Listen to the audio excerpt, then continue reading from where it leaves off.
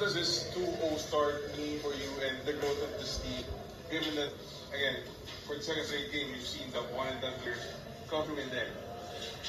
Well, I don't think it means a lot. You know, I mean, 2 wins isn't going to get us into the playoffs, isn't going to get us to the second season.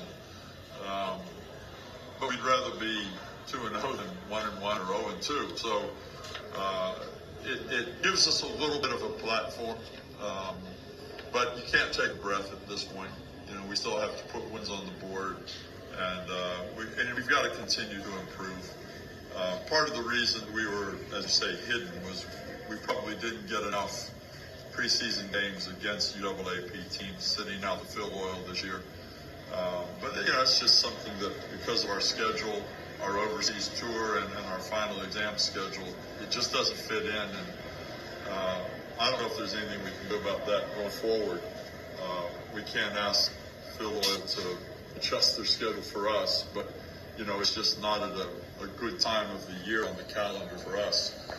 So these games are also part of our, I don't want to say preseason, but part of the growth of this team and the development of this team. We kind of knew that might take place, that you know, we wouldn't be polished at the start of the season, and we're not. So there's a lot of lessons still to be learned. The players have to have the right attitude, the right mentality, and understand this isn't our best. Happy getting the wins, but we have to be satisfied with the performances until we put the kind of games together that we can be, you know, really confident are going to lead the wins against the tougher teams, or I said, the playoff-bound teams. These 2 Ateneo wins, you guys really had to win great team to get the dub. Of course, that last game, that went in overtime. Just how satisfied are you with the late game composure of the Eagles and the suffers too?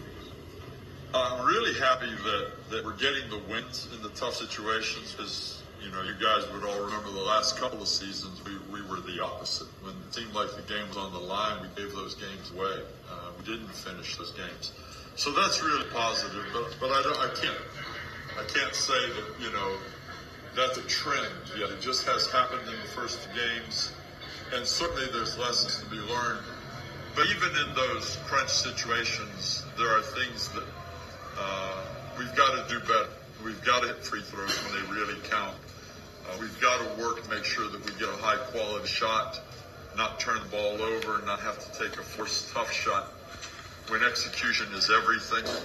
But at the same time, you know, we've made some smart defensive plays, so yeah, it's a little bit of a mixed bag, but certainly we're more on the positive side of the ledger right now.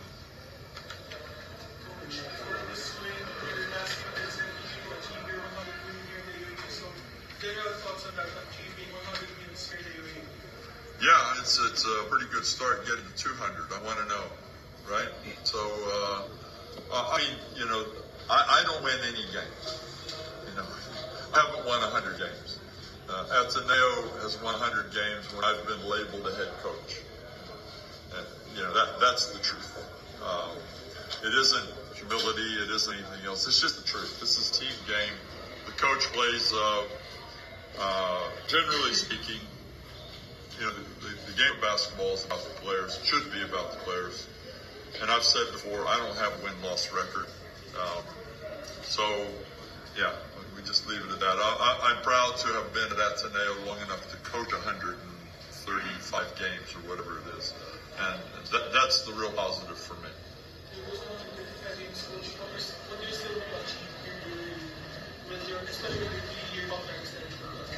I want every player coming out of our program to be a better person, to be a better basketball player, and through their academic work and through their basketball work to have the opportunities post-college that they want, that they dream about, and that they have worked to earn.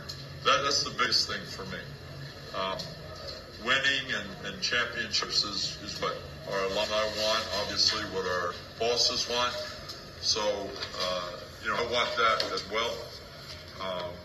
But as I've always said, I think that's a byproduct of doing things right for the players. So we'll continue to use that formula where we're dedicated to our players and their future. And hopefully that will continue to give results to the other parties that are looking for something a bit different.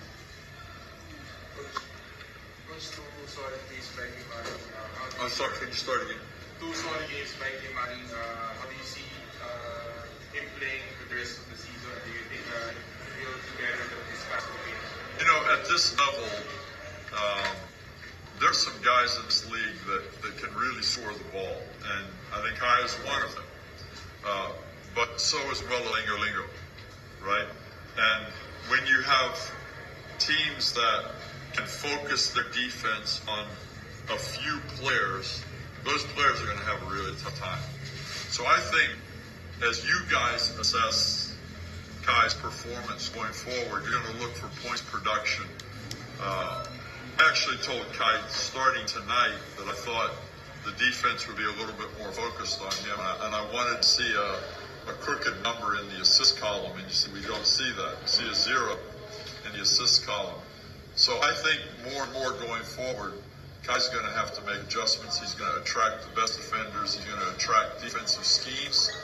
Other guys have got to step up in order to continue to get him some freedom of movement and some space. So the better the rest of our roster plays, the better Kai is going to play. But if he is at any point seen to be the real focal point of our offense, then the going will get tough for him, and it will get tough for us as well. Coach, you're facing Adamson on Sunday. Adamson known as a very defensive-oriented team, and you have a lot of battles with them. So your thoughts about playing cold